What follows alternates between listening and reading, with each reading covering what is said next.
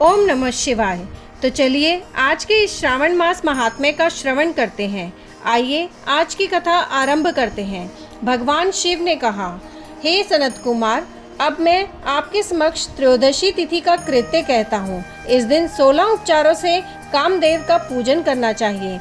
अशोक, मालती पुष्प, देवताओं को प्रिय कमल तथा बकुल पुष्पों और अन्य प्रकार के सुगंधित पुष्पों, रक्त अक्षत, पीले चंदन, शुभ सुगंधित द्रव्यों तथा पुष्टि प्रदान करने वाले तथा तेज की वृद्धि करने वाले अन्य पदार्थों से पूजन करना चाहिए। नैवेद्य और मुख के लिए रोचक तांबूल अर्पित करना चाहिए।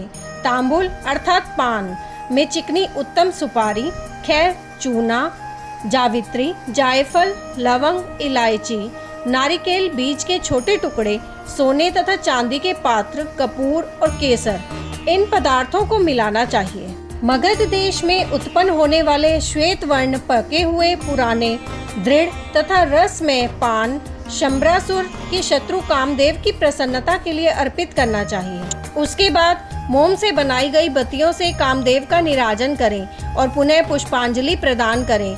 इसके बाद उनके नामों से प्रार्थना करें, जो इस प्रकार से है। समस्त उपमानों में सुंदर तथा भगवान का पुत्र प्रद्युमन, मीनकेतन, कंदर्प, अनंग, मार, झष केतु और मनोभव, कस्तूरी से सुशोभित जिनका वक्ष स्थल आलिंगन के चिन्हों से अलंकृत है। हे पंचेश, देवताओं की सिद्धि के लिए आप शिव के द्वारा दग्ध हो गए, उसी प्रकार से आप परोपकार की मर्यादा कहे जाते हैं। आपके दिग्विजय करने में वसंत की सहायता निमित्त मात्र है।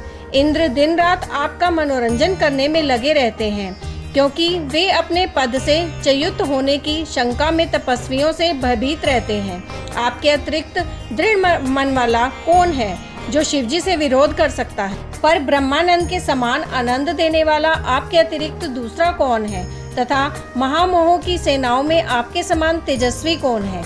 अनिरुद्ध के स्वामी और मल्लगिरी पर उत्पन्न चंदन तथा अगुरु से सुवासित विग्रह वाले जो देवेश कृष्ण पुत्र हैं, वह आप ही हैं। हे शरतकालीन चंद्रमा के उत्तम मित्र, हे जगत की सृष्टि के कारण, जगत पर विजय के समय दक्षिण दिशा तथा पवन देव आपके सहायक थे।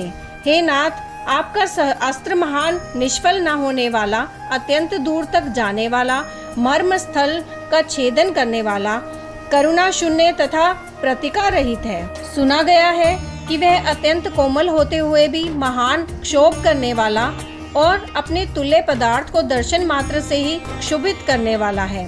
जगत पर विजय करने में सहायक होने से प्रवृत्ति ही आपका मुख्य अलंकार है।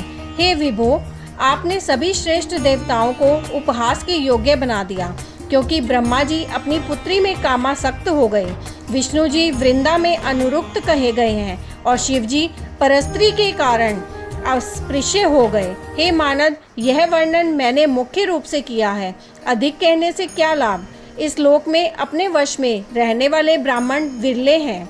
अतः हे भगवान, इस की गई पूजा से आप प्रसन्न हो। श्रावण मास में शुक्ल पक्ष की त्रयोदशी तिथि के दिन पूजा करके कामदेव प्रवृत्ति मार्ग के विषयासक्त व्यक्ति को अत्यधिक पराक्रम तथा शक्ति करते हैं और निवृत्ति मार्ग में संलग्न व्यक्ति से अपने विकार को हर लेते हैं। श्रावण मास में शुक्ल पक्ष की त्रयोदशी तिथि में अपनी पूजा के द्वारा संतुष्ट होकर ये कामदेव सकाम पुरुष को अनेक प्रकार के अलंकारों से भूषित तथा मनोरम स्त्रियां प्रदान करते हैं और दीर्घजीवी गुणों से संपन्न, सुख देने वाले तथा श्रेष्ठ वंश परंपरा वाले अनेक पुत्र देते हैं। भगवान शिव ने कहा, त्रयोदशी तिथि का जो भी शुभ कृत्य है उसे मैंने कह दिया।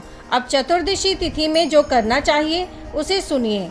अष्टमी को देवी का पवित्रारोपण करने को मैंने आपसे कहा है। वह यदि उस दिन न किया गया हो तो चतुर्दशी के दिन पवित्रक धारण कराएं। चतुर्दशी तिथि को त्रिनेत्र शिव को पवित्रक अर्पण करना चाहिए।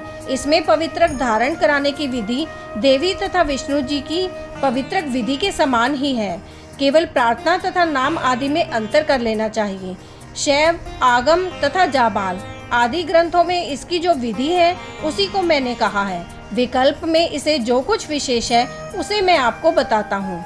11 अथवा 48 अथवा 50 तारों का समान ग्रंथि तथा समान अंतराल वाला पवित्रक बनाना चाहिए। पवित्रक 12 अंगुल के प्रमाण के, 8 अंगुल प्रमाण के, 4 अंगुल प्रमाण के अथवा पूजित शिवलिंग के विस्तार के प्रभाव वाले बनाकर शिवजी की प्रसन्नता के लिए अर्पण कर देने चाहिए।